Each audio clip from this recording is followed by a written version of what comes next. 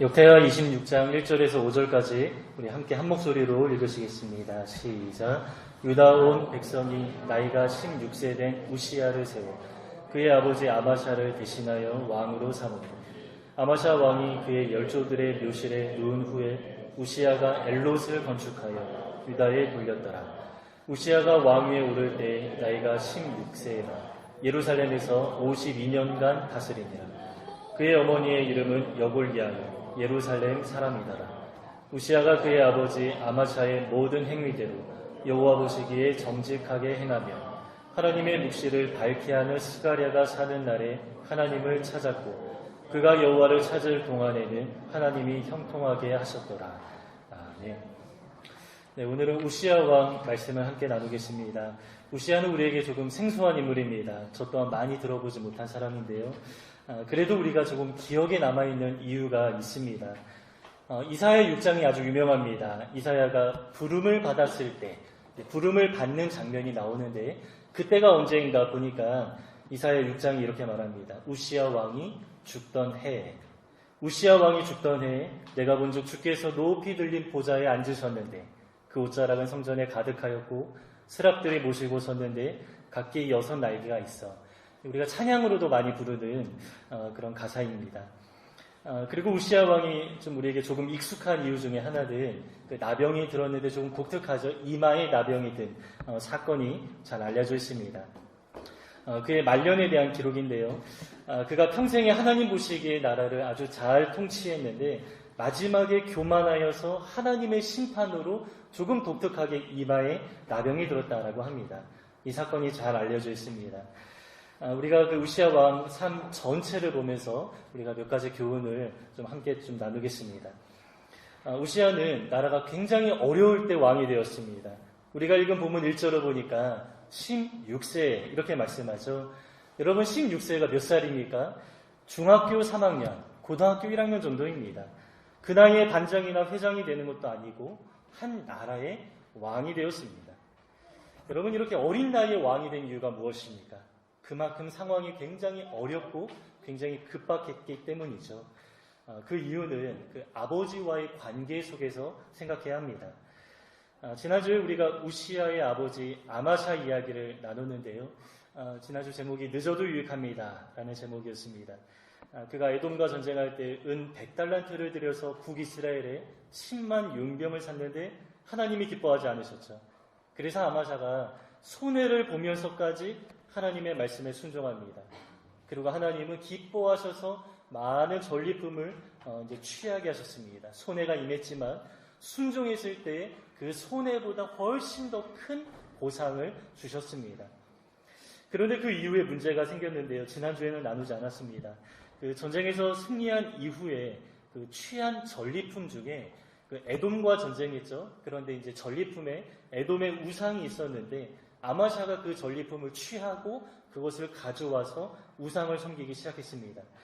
그래서 하나님은 이제 남유다를 심판하시는데 이 북이스라엘과의 관계를 통해서 심판하셨습니다. 그리고 아마샤는 결국에 북이스라엘에 포로로 끌려가게 되었습니다. 그리고 나중에는 자기 부하에 의해 암살당하는 아주 비참한 최후를 맞이하게 됩니다. 그래서 우시야가 16세 어린 나이에 왕위에 오른 이유가 바로 이것입니다. 아버지 아마샤가 포로가 되었기 때문에 왕의 자리가 갑자기 공석이 된 것이죠. 그래서 자연스럽게 당연히 그의 아들 우시야가 준비되지 않은 상태에서 갑자기 왕이 된 것입니다. 남유다는 이 상황에 완전히 그 나라가 초토화된 상황이었습니다. 그 아버지만 그냥 왕만 따로 포로가 된 것이 아니죠. 그 북이스라엘과의 그 2번의 전쟁이 있었는데요. 그 2번의 전쟁에서 패했기 때문에 왕이 포로로 끌려갔고 2번의 전쟁에서 패했기 때문에 나라가 초토화가 되었던 것입니다. 그 전쟁의 후유증이 상당했을 것입니다. 그 첫 번째 전쟁은 몇몇 마을의 주민들이 거의 다 죽었습니다. 완전히 약탈당했다라고 기록하고요. 2번째 전쟁에서는 그 수도까지 침범을 합니다. 그 예루살렘마저 그 성벽이 굉장히 중요하죠. 400규빗이 무너졌다라고 합니다. 그 400규빗은 그 180m 정도인데요. 굉장히 긴 성벽이 다 허물어졌습니다. 그래서 성전은 그 예루살렘 성의 가장 중심에 있습니다. 그런데 그 성전과 왕궁의 재물 또한 굉장히 많이 빼앗겼습니다. 수도가 이 정도가 되었다라는 것은 전쟁에서 완전히 패배했다라는 것입니다. 그런데 이러한 상황 속에서 우시아는 그 어린 나이에, 청소년 나이 아닙니까? 그런데 그 어린 나이에 왕위에 올라서 나라를 잘 회복합니다. 여기 성경에 보니까 하나님의 도우심이 있었다 이렇게 말씀합니다. 우리 눈으로 26장 7절을 보시면 하나님이 그를 도우사 이렇게 말씀하고요.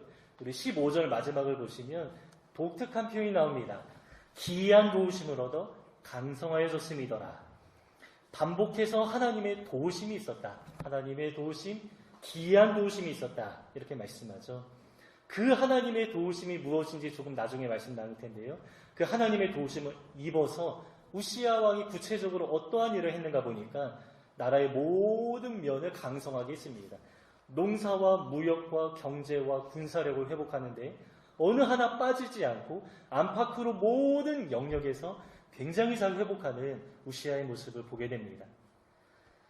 먼저 경제와 관련된 내용을 보면 10절을 보시면 또 광야에 망대를 세우고 물 웅덩이를 많이 파고 고원과 평지에 가축을 많이 길렀으며 또 여러 산과 좋은 밭에 농부와 포도원을 다스리는 자들을 두었으니 농사를 좋아함이었더라. 왕이 농사를 좋아했습니다. 그래서 농사와 관련된 제반 모든 준비들을 다 하도록 하고 이제 신경을 굉장히 많이 쓴 것이죠. 그리고 2절을 잠깐 보시면 엘롯이라는 항구 도시를 만들었습니다. 이 항구 도시를 만들었다라는 것은 무역을 했다라는 것이죠. 이처럼 내적으로는 농사를 잘 관장하였고 외적으로는 항구 도시를 만들면서 무역을 합니다. 이렇게 경제적으로 안팎으로 나라를 잘 경제로 회복하는 모습입니다. 그리고 군사적으로도 잘 회복했습니다. 그 남유다와 블레셋의 관계는 이제 인접해 있기 때문에 아주 오랜 역사 가운데 굉장한 골칫거리였는데요. 그 블레셋과의 문제를 해결합니다. 블레셋을 징벌하였고, 그리고 주변의 아라비아와 마온 부족을 정벌하여서 조공을 바치도록 만들었습니다. 속국으로 만든 것이죠. 또 성벽을 보수하였고, 아까 400규빗이 무너졌다라고 했는데 성벽을 보수하였고 망대를 세웁니다. 그리고 15절을 보시면 성경에 굉장히 재미있는 표현이 나옵니다. 무기를 고안하게 했는데요. 그 무기가 무엇입니까? 화살과 큰 돌을 쏘고 던지게 했다라는 것입니다. 사람이 쏘는 화살이 아니라 기계로 화살을 쏘는 것이고 아주 큰 돌을 사람이 던질 수 없지 않습니까? 그래서 기계로 이제 돌을 이제 멀리 던지는 이제 그러한 기계를 만들었다라는 것입니다. 우리가 전쟁 영화 보시면 그 투석기가 굉장히 많이 나오는데요. 그것을 우시아 시대에 수입한 것도 아니고요. 자체 기술로 자체 개발해서 그러한 무기를 만든 것입니다. 이렇게 우시아는 아주 어려운 상황 속에서 자기에게 맡겨진 그 왕의 직무를 굉장히 잘 감당했습니다. 그런데 16세의 어린 나이에 왕이 되어서 어떻게 이렇게 잘할 수 있었을까 생각해보면 그 어린 왕 스스로의 리더십이라고 보기보다 이 하나님의 은혜가 아니면 설명할 수 없는 일이죠. 그래서 방금 나눴지만 성경은 하나님의 도우심이 있었다 반복해서 말씀합니다. 그런데 그 하나님의 도우심이 무엇입니까? 하나님의 도우심이 어떠한 방법으로 나타나는가 보니까 우시아의 인생 가운데 아주 좋은 동역자를 붙여주신 것입니다. 돕는 사람을 붙여주셨습니다. 여러분 주변에 좋은 사람을 두는 것이 얼마나 귀한 축복인지 모릅니다. 물론 우리가 나 스스로 하나님 앞에서 바르게 서야 하는데 어린 나이에 스스로의 힘으로 무언가 할 수 없다면 반드시 돕는 사람이 필요한데 하나님의 도우심이 정말 좋은 사람을 옆에 두는 방식으로 나타나게 되었습니다. 첫 번째 영향은 어머니입니다. 우리 지난주에도 그 아마샤의 어머니 여호아단의 영향이 있었다라고 했는데요. 우시아 왕 또한 어머니가 아주 훌륭하십니다. 오늘 본문의 그 어머니의 이름이 여골리아라고 하는데 좀 이름이 헷갈립니다. 이거 다 알지 못해도 괜찮습니다. 그런데 이제 여골리아가 어디 사람이냐라고 말하니까 예루살렘 사람 이렇게 말하죠. 예루살렘은 아무나 살 수 없습니다. 우리 지난주에도 그 왕의 어머니의 출신이 예루살렘이었는데요. 아무나 살 수 없는 곳이죠. 여러 면에서 특권층 많이 살 수 있는 곳이 바로 예루살렘입니다. 그러나 우리 시대의 특권층이라고 하면 조금 선입견이 있죠. 조금 부패했다 이렇게 좀 보기도 하는데 특권층 중에서도 경건하게 하나님을 섬기고 예배했던 사람, 우리는 이렇게 볼 수 있습니다. 그래서 성경이 우시야를 소개하는 동시에 그가 굉장히 잘했다라고 말하는 동시에 누구를 소개합니까? 다른 사람을 말하는 것이 아니라 그의 어머니를 함께 소개하면서 우시야가 여호와 보시기에 정직하게 행했다 말씀합니다. 그러니까 어머니의 선한 영향력이 있었다라고 아주 강하게 암시하는 것이죠. 그러면 어머니의 영향이 어떠한 방식으로 나타납니까? 우시야가 아버지 아마샤의 모든 행위대로 정직하게 행했다라고 말합니다. 어머니의 영향력이 아버지의 좋은 면을 본받도록 만들었던 것입니다. 그런데 여러분, 우리가 한번 좀 생각해 볼 것이, 지금 아버지 아마샤가 어디에 있습니까? 북이스라엘의 포로가 되어서 감옥에 갇혀 있습니다. 선한 일을 하다가 억울하게 포로가 된 것이 아니었습니다. 서두에도 말씀 나눴지만 우시야는 처음에 잘하면서 하나님의 은혜를 입었지만 그 이후에 에돔 우상을 섬기면서 하나님의 심판을 받았습니다. 그 심판의 결과로 포로가 된 것입니다. 그런데 오늘 본문 4절에서 뭐라고 말씀합니까? 아버지의 행위대로 정직하게 행했다, 이렇게 말하는데요. 아버지의 모든 행위를 말하는 것이 아닙니다. 우시야가 잘한 행위가 있었고요, 그렇지 않은 모습도 있었습니다. 그런데 어머니가 아들에게 영향력을 줄 때 어떻게 영향력을 발휘합니까? 아버지의 좋은 면만 잘 본받을 수 있도록 영향을 끼치는 것입니다. 여러분, 우리는 우시야 어머니의 지혜를 배워야 합니다. 좋은 영향을 우리가 적극적으로 받아들여야 하지만 좋지 않은 영향이라면 우리가 분별하면서 거절하는 것이 필요합니다. 그러나 저를 포함한 우리 한국인은 이것을 참 잘 못합니다. 흑백 논리가 너무 강하죠. 왜냐하면 어쩔 수 없는 그 역사적인 영향, 역사적인 아픔이 있기 때문입니다. 냉전 시대가 끝난 지 정말 오래되었지만 전 세계 가운데 우리나라 안에서만 여전히 이념 전쟁이 유효합니다. 왜냐하면 남과 북이 갈라져 있기 때문이죠. 이 아픈 역사의 현실 속에 살아가기 때문에 그 안 좋은 영향력을 받을 수밖에 없는데 그것이 무엇입니까? 우리나라 국민의 그 정서상 이 흑백 논리가 굉장히 강해지는 것입니다. 게다가 우리는 감정적인 성향이 강한 민족이기 때문에 좀 냉철하게 이성적으로 분별하면서 좋은 것과 그렇지 않은 것을 좀 세밀하게 이렇게 갈라내기보다 한 가지 잘못한 일이 있으면 그 사람 전체를 좀 매도하는 그런 경향도 있습니다. 이러한 태도로 인해서 오해가 상당히 많이 생기고 또 관계도 많이 깨어지게 됩니다. 여러분, 이것은 하나님 앞에서 옳지 않습니다. 성경은 결코 그런 식으로 사람을 매도하거나 또 그러한 식으로 사람을 평가하지도 않습니다. 하나님의 태도는 그렇지 않습니다. 우시야 어머니는 자기 남편이 우상을 숭배해서 감옥에 있는 상황입니다. 그런데 그럼에도 그가 초기에 굉장히 잘했죠. 율법대로 나라를 통치하고 하나님 앞에 바르게 서고자 했던 그 초기 인생을 부정하지 않습니다. 너무 잘했다라고 하면서 그것을 부각시키면서 아들에게 오히려 그 좋은 면을 잘 걸러내면서 드러내는 것입니다. 여러분, 우리가 왕들의 이야기를 계속 보고 있는데요. 흑백 논리가 강한 우리가 만약에 왕들을 평가한다면 아마 성경의 평가보다, 다음 주에도 관련된 말씀을 나누겠습니다. 성경의 평가보다 우리가 조금 박하게 평가할 것 같습니다. 그만큼 성경에는 어느 한 사람의 인생의 그 좋은 면을 드러내기 원하는 그 하나님의 마음이 담겨있다라는 것입니다. 우시야의 어머니가 그 성경의 태도, 하나님의 마음을 가지고 아들에게 선한 영향력을 미치는 것입니다. 자기 남편이 잘못한 일이 있습니다. 그런 아들에게는 좋은 면을 부각시키면서 아버지의 부정적인 면이 있다면 반면교사로 삼게 하고 분별하게 만들면서 최대한 좋은 면을 부각시키고 또 닮을 수 있도록 노력하는 모습이 바로 우시야의 어머니의 모습입니다. 이처럼 우시야를 향한 그 하나님의 도우심이 첫 번째, 그의 어머니의 태도를 통해서 나타나는 것입니다. 또 다른 사람이 있습니다. 어머니뿐만 아니라 당시 선지자가 있었는데요.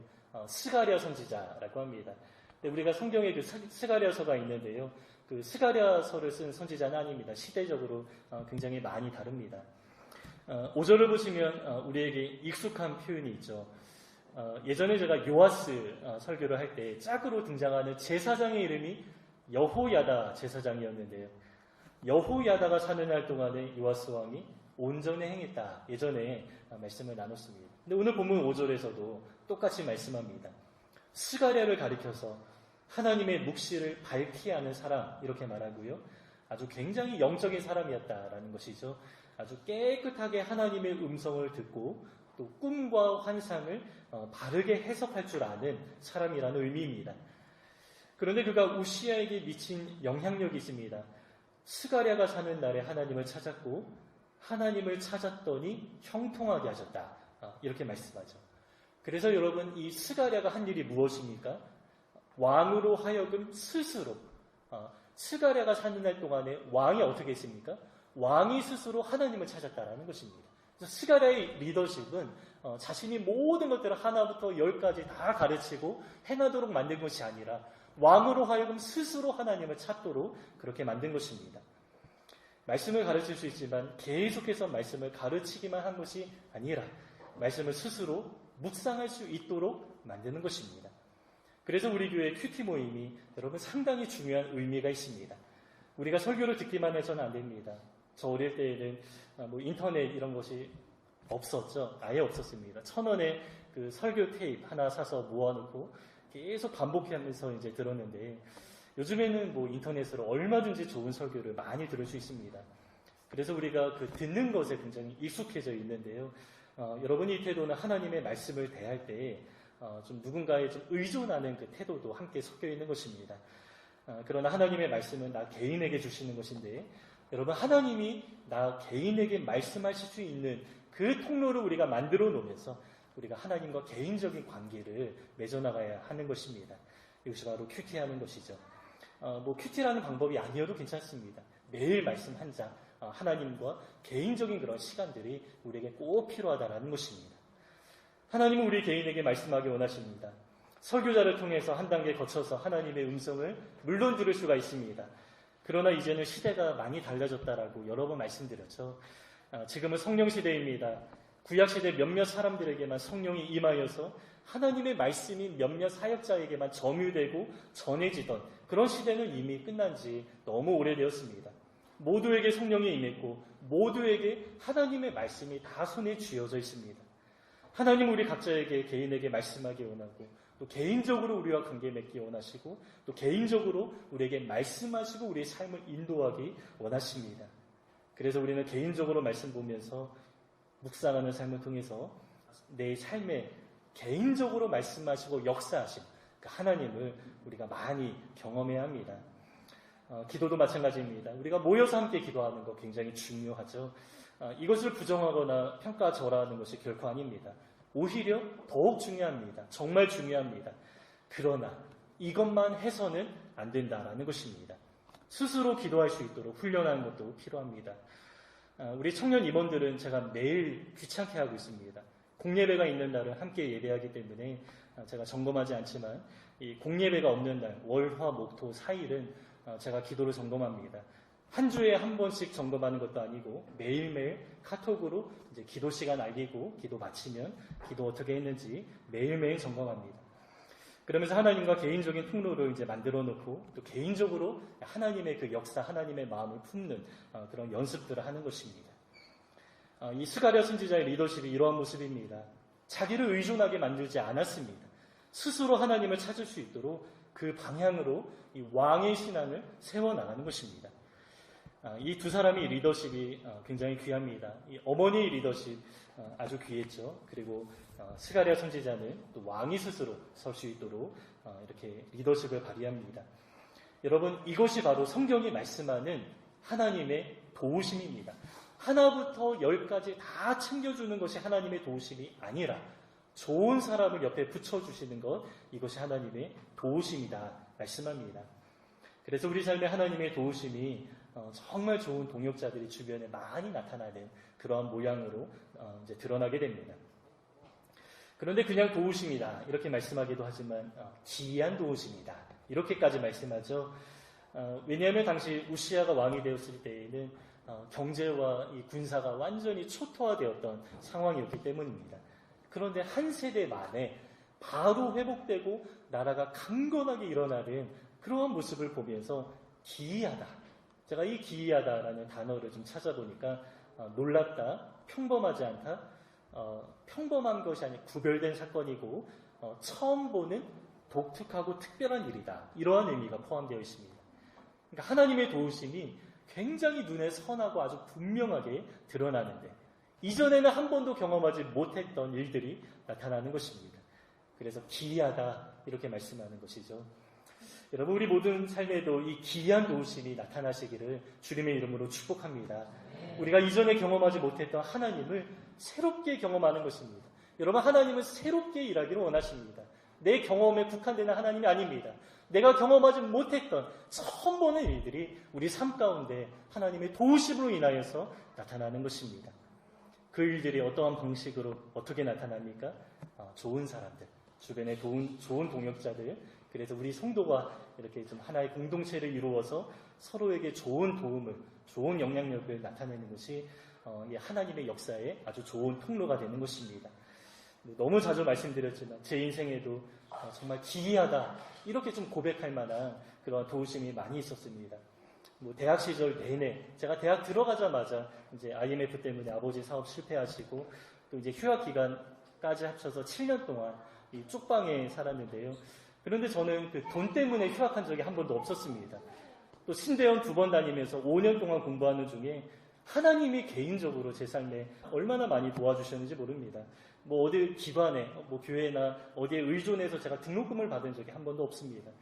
저 모르게 모르는 사람이 후원해 주시기도 하고 또 중보기도에 그 은사가 있는 그런 분들이 제가 제 삶의 기도의 기반이 또 이제 가정의 그런 영적인 기반이 없으니까 중보기도자들이 그렇게 많이 하나님께서 붙여주시는 것입니다. 그래서 많이 이제 중보기도를 받았습니다. 정말 어려운 중에 많은 은혜를 입었습니다. 여러분 우리 삶에도 이러한 은혜가 좀 많아져야 합니다. 우리가 어려울 때 도움을 입어야 합니다. 어려울 때는 당연히 도움을 입어야 합니다. 그러나 풍족할 때에는 또 도움을 주는 통로로서 여러분 기이한 도우심이 어떻게 나타났다고 했습니까? 우리 성도를 통해서 좋은 사람을 통해서 기이한 도우심이 나타나는 것이죠. 그래서 우리가 좀 평안하고 넉넉할 때에는 우리가 그 기이한 도우심의 통로로서 우리가 다른 사람을 위해서 살아가는 그러한 모습도 필요합니다. 그런데 어려울 때 도움을 입었는데요. 풍족해지면서 욕심이 생기고요. 또 풍족해지면서 교만해지는 일도 있습니다. 오늘 본문의 우시야 왕이 너무 안타깝게도 그러한 모습으로 인생을 마무리하게 됩니다. 우리 15절 후반부를 보시면 하나님의 기이한 도우심을 얻어 강성하여 짐이었더라 이렇게 말씀하는데요. 이어진 16절에 바로 그가 강성하여 짐에 그의 마음이 교만하여 악을 행하여 그의 하나님 여호와께 범죄하되 곧 여호와의 성전에 들어가서 향단에 분향하려 한지라. 성전에 들어갈 수 있는데 분향하는 일은 오직 제사장에게만 맡겨진 일입니다. 그런데 이제 향단에 분향하는 것, 월권을 행하는 것이죠. 여러분 사람이 이렇게 연약하고 유혹에 쉽게 넘어집니다. 도움이 필요한 절실한 상황, 얼마나 어려운 상황에서 하나님의 도우심을 얼마나 많이 입었습니까? 그런데 형통하고 강성해지면 하나님을 떠나서 독립하려고 합니다. 우시아가 교만한 결과 어떻게 되었습니까? 월권을 행사하게 되었습니다. 왕으로서 할 수 있는 일들이 상당히 많이 있었지만 이 왕으로서 아주 분명하게 상당히 제한받는 일이 있습니다. 그것이 바로 이 정치와 종교가 분리되는 것이죠. 왕이 제사장의 일을 하면 절대 안 되었습니다.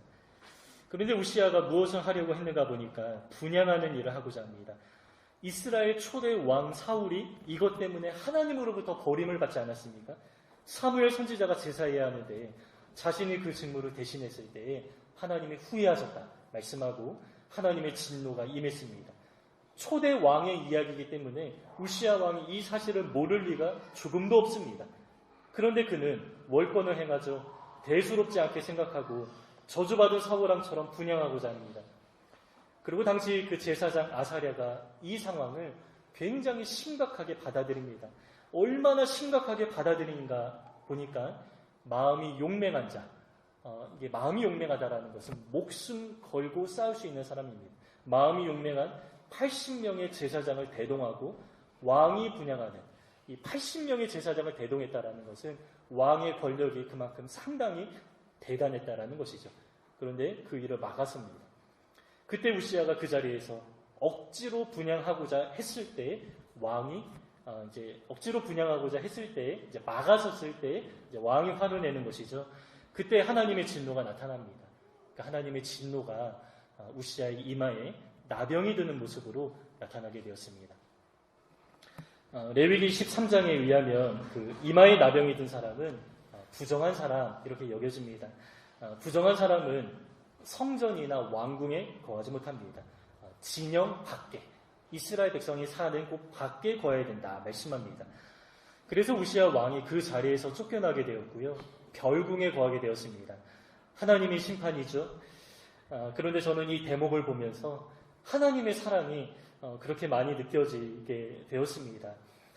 우시아 왕이 교만해서 일어난 사건이었는데 이제는 우시아 왕으로 하여금 월권을 행할 수 없도록, 교만할 수 없도록 원천적으로 막아주시는 것입니다. 더 이상 죄를 짓지 못하도록 손과 발을 묶어주시는 것입니다. 이것이 하나님의 은혜입니다. 하나님의 심판으로 전쟁에서 죽을 수도 있고 포로가 되어서 비참한 최후를 맞이할 수도 있습니다. 몸 전체에 나병이 들 수도 있습니다. 그런데 이마에 나병이 들었습니다. 율법적으로는 격리되어야 하지만 생활하는 데는 큰 어려움이 없는 것이죠. 보기에 조금 안 좋을 뿐이지 먹고 마시고 활동하는데 아무런 지장이 없는 것입니다. 그래서 저는 이 사건으로 인해서 우시아가 아마 정말 하나님을 두려워하는 마음을 가지고 그의 인생을 마무리하지 않았을까, 그러한 생각을 하게 됩니다. 여러분, 이처럼 징계를 통해서도 하나님의 진한 사랑과 은혜가 나타나는 것입니다. 여러분, 이것이 은혜입니다. 여러분, 우리가 고백하지 않습니까? 모든 것이 하나님의 은혜입니다. 그러면 모든 것 안에는 여러분 정말 모든 것이 포함되어 있는 것이 맞습니까? 사업이 실패하고 병이 들고 환경이 막히는 것도 여러분 하나님의 은혜가 맞습니까? 만약에 아니라고 하신다면 우리가 모든 것이 하나님의 은혜입니다. 이렇게 고백하실 수 없는 것이죠. 정말 모든 것이 하나님의 은혜라고 고백한다면 우리의 간절한 기도에 거절하시는 것도 우리는 은혜다. 이렇게 고백할 수 있어야 합니다. 바울이 그랬습니다. 육체의 가시를 없애달라고 기도했지만 바울이 받은 계시가 너무 많았죠. 3층 천에도 다녀오고 이 구약으로부터 신약까지 흐르는 하나님의 그 경륜의 비밀이 바울을 통해서 막 드러나는데 여러분, 바울이 하나님의 뜻을 깨달은 것이 얼마나 풍성하고 많은지 모릅니다. 그래서 받은 계시가 너무 크기 때문에 그로 하여금 겸손하게 하기 위해서 하나님께서 가시를 주셨다. 바울이 이렇게 해석하고 고백하게 됩니다. 그래서 이 사실을 깨달은 바울이 육체의 가시도 뭐라고 고백합니까? 이것도 은혜다. 이렇게 고백하는 것입니다. 여러분, 이러한 은혜가 우리의 삶에도 있을 수 있습니다. 오늘 설교 제목이 두 종류의 은혜입니다.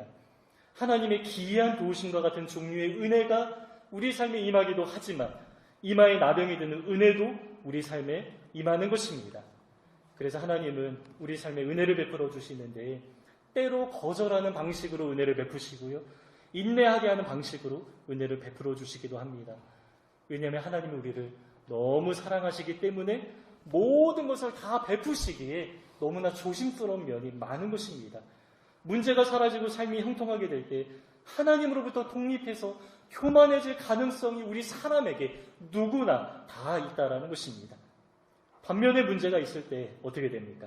반면에 문제가 우리 삶에 남아있으면 여러분, 우리는 하나님 앞에 나아가지 않습니까? 정말 겸손하게 하나님을 의지하며 하나님과 기도하면서 하나님과 교통하는 그 과정을 하나님이 얼마나 기뻐하는지 모릅니다. 그래서 단번에 모든 문제를 다 해결해 주지 않으실 때가 많은 것입니다. 그러나 때가 되면 하나님은 반드시 길을 열어주십니다. 때가 되면 문제를 해결해 주십니다. 제가 아직 짧은 삶을 살았지만 여러분, 우리 인생 가운데 막힐 때가 있고요. 열릴 때가 있습니다. 그리고 우리가 훈련받을 때가 있고 쓰임받을 때가 있습니다.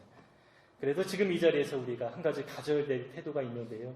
하나님을 신뢰하고 하나님으로 만족하는 것입니다. 하나님이 함께 하시기 때문에 모든 문제가 하나님이 함께 하시면 하나님이 모든 것을 행하시기 때문에 하나님이 함께하기 때문에 무조건 자동적으로 우리 삶의 모든 문제가 다 술술 풀리는 것이 아니다라는 것입니다. 왜 아닙니까?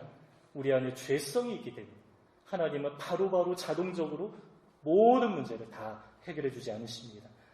그래서 우리가 믿음으로 고백할 것이 있습니다.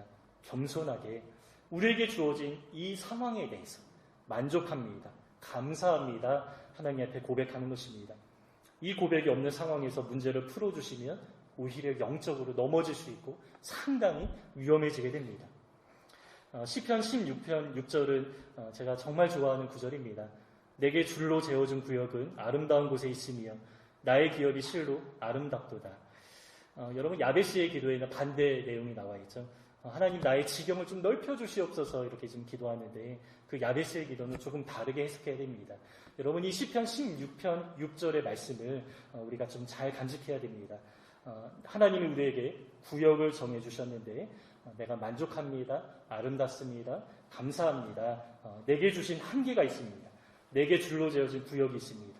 우리에게 주어진 한계를 답답하게 여기고 조금 더 넓히려는 어떤 월권과 교만함을 내려놓고 이미 주어진 것 바라보면서 우리가 감사하고 또 마음껏 주어진 것을 바라보며 누리는 것입니다. 디모데전서 6장 6절에 그러나 자족하는 마음이 있으면 경건은 큰 이익이 되느니라 말씀합니다. 그런데 우리 마음은 어떻습니까? 조금 더 잘 되길 바랍니다. 하지만 성경은 결코 그렇게 말씀하지 않으십니다. 지금 당장에 만족하라 말씀합니다. 지금 만족하지 않으면 여러분 나중에 만족하기 어렵습니다. 성경은 정말 반복해서 말씀합니다. 지금 만족하라, 지금 자족하라. 그런데 여러분 환경을 바라보면 어떻습니까? 만족이 안 되죠. 자족이 안 됩니다. 아니 어떻게 이러한 문제와 환경 속에서 만족하라 하십니까? 하나님 앞에 항변하고 우리가 반문할 수도 있습니다. 그러나 만족의 비결은 여러분 환경이 아닙니다. 우리에게 주어진 환경이 다른 사람과 비교할 때 부족하게 느껴지지만 어떤 사람이 볼 때에는 너무 좋은 환경이기도 하죠. 저는 한국 사회에서 평균적으로 객관적으로 볼 때 많은 것을 좀 갖추지 못했습니다. 그러나 제가 선교지에 다녀올 때마다 내가 정말 얼마나 많은 것들을 누리고 있는지 깨닫게 됩니다. 여러분 환경이라는 것이 바로 이렇습니다. 관점의 차이입니다. 그래서 환경을 기준으로 만족하는 것이 아니라 여러분 만족의 이유가 무엇입니까? 하나님 한 분이십니다. 하나님이 내 삶에 함께 하시기 때문에 하나님이 나의 모든 것이 되어주십니다. 하나님으로 만족하는 것이죠. 우리가 잘 아는 시편 23편에 그 고백이 잘 나와 있습니다. 여호와는 나의 목자이시니 내게 부족함이 없으리로다 이렇게 시작하고 이렇게 선언하고 시작합니다. 그런데 그 이후의 내용이 무엇입니까? 사망의 음침한 골짜기로 다닐 때가 있습니다. 원수의 목전에 있을 때가 있습니다. 다윗의 시인데요. 다윗의 인생을 여러분 우리가 잘 아시죠? 다윗만큼 원통함과 억울함과 어려움을 겪어본 사람이 있습니까? 아마 찾아보기 정말 어려울 것입니다. 다윗의 초기 인생 가운데 잘못한 것이 하나도 없는데 오해와 견제를 당하면서 생명의 위협을 당하며 도망다닙니다. 아주 긴 세월 동안 다윗은 정말 어려움을 많이 겪었습니다. 그러나 다윗은 그러한 상황 속에서 부족함이 없습니다. 이렇게 고백하는데 그 이유가 무엇입니까? 하나님이 나의 목자가 되시기 때문에 하나님이 나의 목자이시기 때문에 그 이유 하나만으로 만족합니다. 나는 부족하지 않습니다. 내가 하나님 앞에 더 구할 것이 없습니다. 그냥 주님과 함께하면 됩니다. 만족합니다. 충분합니다. 고백하는 것이죠. 이것만 해결되면 정말 좋을 것 같고 조금만 더 주시면 정말 이제 좋겠습니다. 이렇게 기도한다면 여러분 하나님이 보시기에 그것을 응답하면 조금 위험한 상황이 되는 것입니다. 그러나 여러분 우리가 만족합니다. 없어도 괜찮습니다. 고백하는 사람에게는 진짜 하나님의 은혜가 그때 임하는 것입니다. 제가 감히 말씀드리지만 우시아에게 나병은요 축복이고요 은혜입니다. 하나님이 거절하시는 것 우리 삶의 축복과 은혜가 됩니다. 모든 생활을 정상적으로 할 수 있도록 이마에만 나병이 들었지만 다시는 분양할 수 없도록 원천적으로 이 교만의 죄악을 막으시고 회개하면서 끝까지 하나님을 의식하며 살아가도록 하나님이 손과 발을 묶으신 것입니다. 우리 삶에 이러한 은혜가 있습니다. 기이한 도우심도 있지만 때로 겸손하게 하나님을 의지하게 만드는 은혜도 있습니다. 이 두 종류의 은혜가 있다라는 사실을 깨닫는 사람만이 모든 것이 하나님의 은혜입니다. 고백할 수 있습니다. 여러분 우리도 믿음으로 고백해야 합니다. 하나님은 우리의 문제와 어려움을 모르지 않으십니다. 여러분, 우리의 기도가 부족하기 때문에 응답을 받지 못한 것도 아니고요. 여러분, 헌신과 봉사가 부족하기 때문에 그런 것도 아닙니다. 하나님은 아십니다. 우리는 그분의 자녀입니다. 그리고 우리를 정말로 하나님은 사랑하십니다. 그래서 우리 삶의 문제와 어려움이 그래서 남아있는 것입니다. 사랑과 은혜의 결과로서 모든 것이 다 해결되는 것이 아니라는 것입니다. 때로 우리 삶에 기이한 도우심이 있지만 우리로 하여금 겸손하게 살아가게 만드시는 은혜도 있다라는 것이죠. 이 모든 은혜, 우리가 믿음으로 감사하며 살아가는 것이 바로 우리의 책임입니다. 오늘 설교는 하나님의 편지라는 글로 마치려고 합니다. 제가 누가 쓴 글인지는 모르겠습니다. 그런데 어느 목사님께서 제가 한 15년 전에 교제했던 분인데 이제 그분께서 갑자기 저한테 이렇게 예전에 좀 전해주신 글인데요. 제가 읽어보니까 정말 하나님의 마음이 너무 잘 느껴집니다. 아마 어느 분이 기도하면서 하나님 주신 마음으로 이렇게 잘 기록한 것으로 보입니다. 이 글을 한번 읽고요. 오늘 설교를 마치겠습니다. 이 글은 저기 뒤에 원탁에 놓았는데요. 나중에 예배 마치시고 이제 한 장씩 가져가셔서 좀 읽어보시면 좋을 것 같습니다. 저희 집에도 이게 3군데 붙여져 있고요. 저희 어머니께 늘 좀 읽어보라고 이제 말씀을 드리는데 어머니께서 이 글을 이제 읽으시다가 정말 이렇게 눈물을 많이 흘리시는 그런 모습을 제가 많이 보았습니다. 제가 읽겠습니다. 내가 힘이 들 때 하늘을 한 번 더 보아라.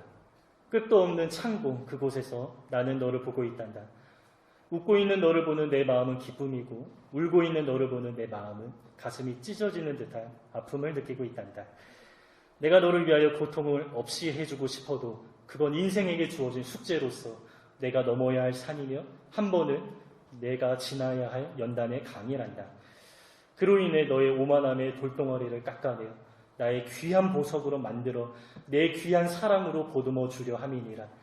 너무 슬프다고만 말고 너무 아프다고만 말고 너의 마음과 생각을 더욱 굳건히 지켜 내 귀한 열매가 되어주기를 나는 간절히 바라고 있단다. 내가 태어나기 전 너는 이미 내게 선택되었고 이 길로 오기까지 내가 너를 인도하였단다. 내 사랑아, 내 보배야, 내 아들을 피 흘리기까지 너무나 아팠던 1000갈래 만갈래의 가슴 아림의 그 십자가, 내가 모르는 죄까지도 씻어주려는 나의 간절한 애태움, 수천 년 속의 기다림 속에 너는 분명히 내게서 준비된 열매였단다. 너에게 주어진 귀한 생명과 바꾸는 죄, 어리석은 사탄의 눌림에서 헤어나오지 못하면 나는 너와 함께 있지 못하고 멀어질 것이다.